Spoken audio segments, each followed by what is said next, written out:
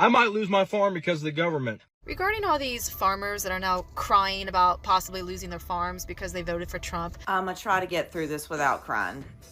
My name is Louise, and me and my family own a wheat farm in Kansas. We are all certainly lifelong Republicans, and we were so happy to vote for Trump. Zero knowledge of what's important relating to agriculture, especially. This is breaking news. Texas farmers are sounding the alarm on this tariff war. And in more breaking news, nobody cares. Well, well, well. If it isn't another classic episode of We Tried to Warn You, but You Didn't Listen. Folks, we've got a grade A, homegrown FAFO moment on our hands, and this time it stars MAGA farmers.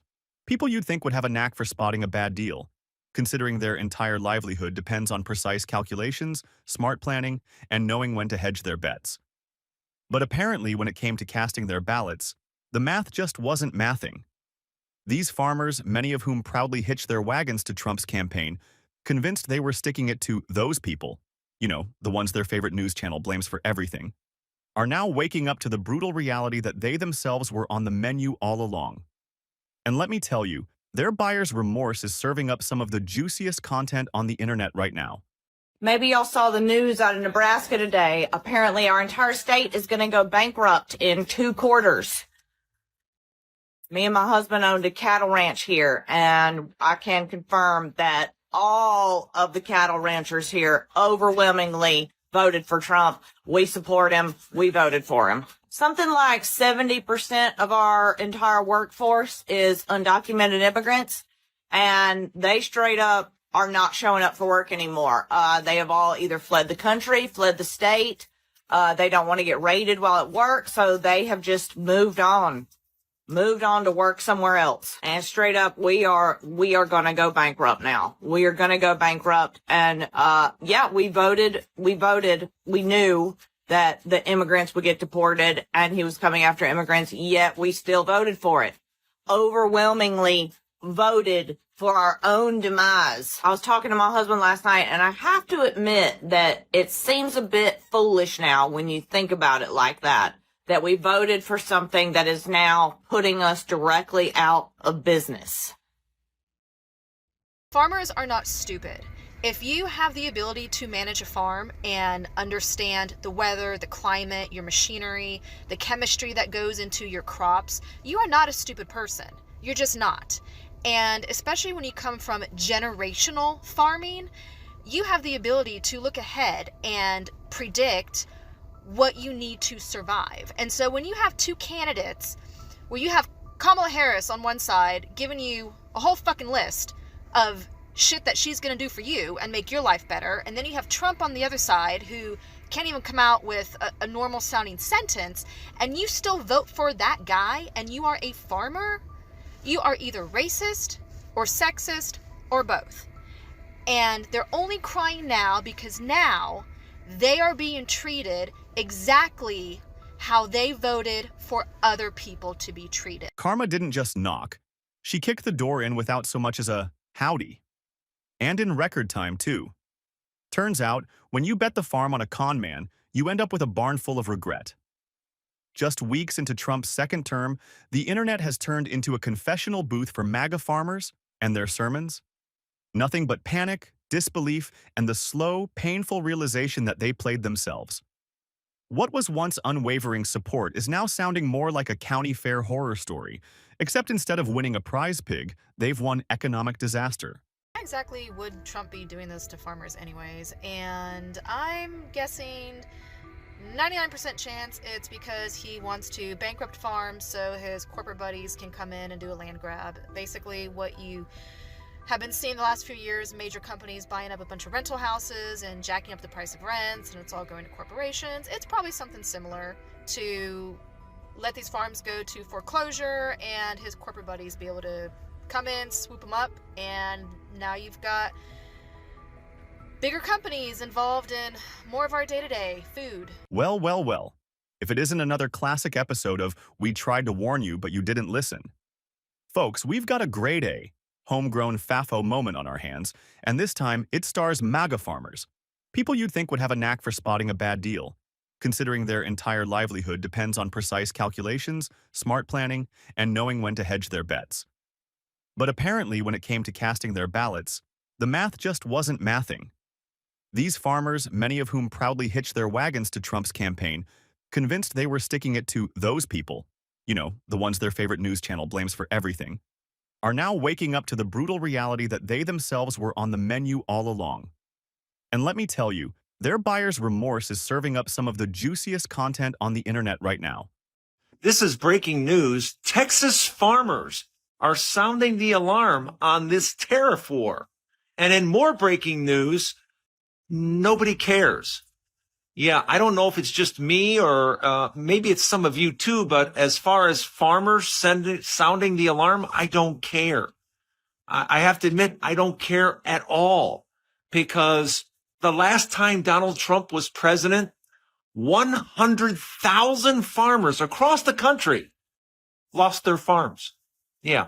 So overwhelmingly, farmers voted for this man again, knowing full well of his history the last time he was president.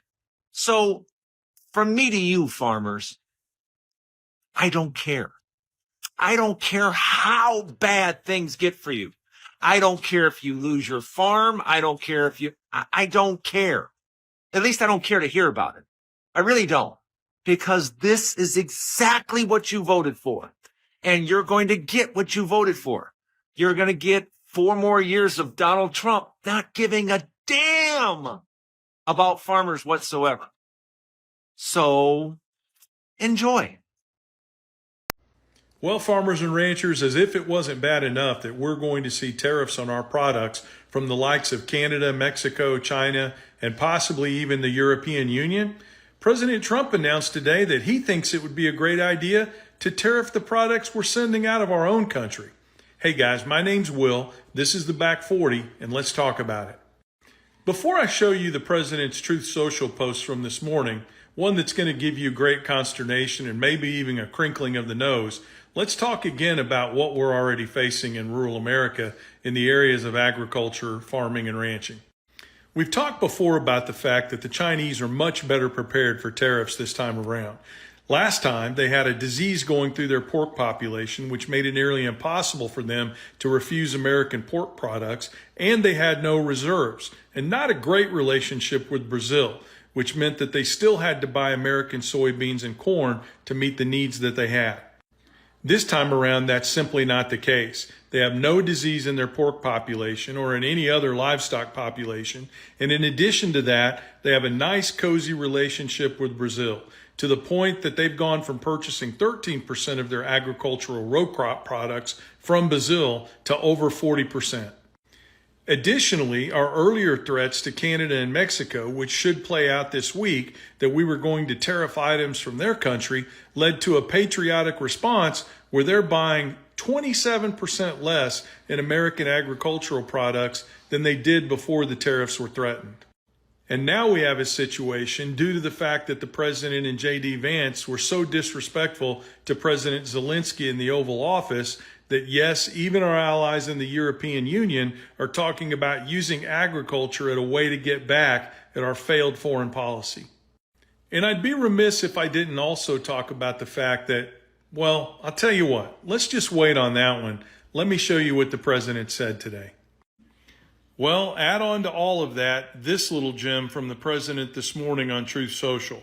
To the great farmers of the United States, get ready to start making a lot of agricultural product to be sold inside of the United States. Tariffs will go on external product on April 2nd. Have fun. What's frightening about this, and there are so many different ways in which this is frightening, is that the president has no idea how negative the impacts of these tariffs have been on agriculture. Have fun? Have fun? Have fun losing up to 80% of corn sales in this country? Have fun losing over 37 billion metric tons of soybean sales in this country? Have fun watching spirit sales from Tennessee and Kentucky dive into the great abyss? Have fun? Have fun indeed.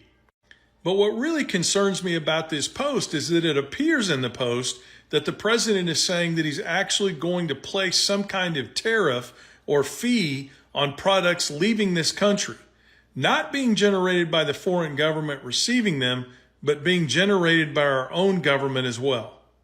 So what does that mean for farmers and ranchers and agriculture in general? It means not only do we have to face the challenge of tariffs from other countries not buying our products, but our own government may place fees on our products being sold overseas as well. That's ridiculous. And that spells the end of American agriculture as it exists today. And the final thing I want to say is this, and I've said it before, and I'm going to continue to say it over and over again. The president seems to be under the misguided conclusion that we can make up for lost sales overseas by simply selling more here in the United States of America. Last night I watched video after video of farmers who might lose their farms because the government is reneging on contracts they wrote with these farmers. Hi guys, my name's Will, your favorite rural campaign and elections expert, and let's talk about it. Now the problem is President Trump's order to freeze most federal grants and loans has created a panic and uncertainty within the agricultural sector, which relies on billions of dollars in direct government assistance for loans, disaster relief, and conservation practices, many of which have been around since the days of FDR, and farmers have begun to rely on them. Now, if you've watched the news at all, you know that a federal judge blocked the order on Tuesday.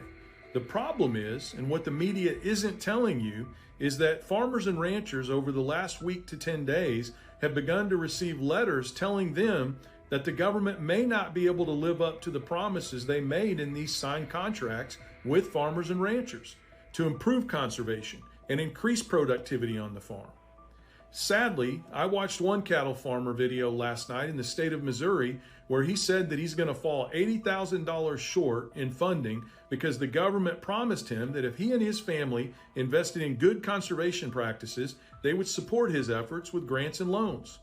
He received a letter in the past 10 days telling him that they couldn't keep their promise even though they have a signed contract. And as a direct result, he's going to fall $80,000 short on his spring loan payment. And the only option he has right now is to sell his cattle. And he needs those cattle because those cattle are going to have calves, and he needs those calves to pay his fall payment. It's a no-win situation, and it's not his fault. My friends, this is the problem with electing a president that knows nothing about agriculture and placing people at the Department of Agriculture whose only understanding of growing crops and raising livestock is what they learned in a YouTube video on the plane on their way to Washington, D.C. American farmers are caught in the crossfire of escalating trade tensions, and the consequences are hitting hard. President Trump's decision to slap 25% tariffs on imports from Canada and Mexico has triggered swift retaliation, disrupting the very markets U.S. farmers rely on. With export pathways in disarray, many are being forced to rethink their planting strategies, opting for crops they hope will weather the storm. But trade wars aren't the only issue. Stricter immigration policies are causing labor shortages, particularly in states like Wisconsin, where dairy farmers are worried that aggressive enforcement could devastate their workforce. On top of that, the administration's decision to freeze nearly $10 million in funding for local food programs has left small-scale farmers scrambling for alternative income sources. These compounding crises are forcing a painful reckoning among some of Trump's previous supporters in the agricultural sector. In North Dakota, farmers still recovering from the 2018 trade war now find themselves bracing for yet another round of economic hits. Many are beginning to ask the hard questions. Was the promise of prosperity worth the cost? This unfolding situation highlights a critical challenge. How can policymakers better anticipate and mitigate the ripple effects of their decisions on industries as vital as agriculture? And more importantly, will those in power start listening to the voices of the very people who put them there? What do you think? Share your thoughts in the comments. And if you want more deep dives into stories that matter, don't forget to like and subscribe.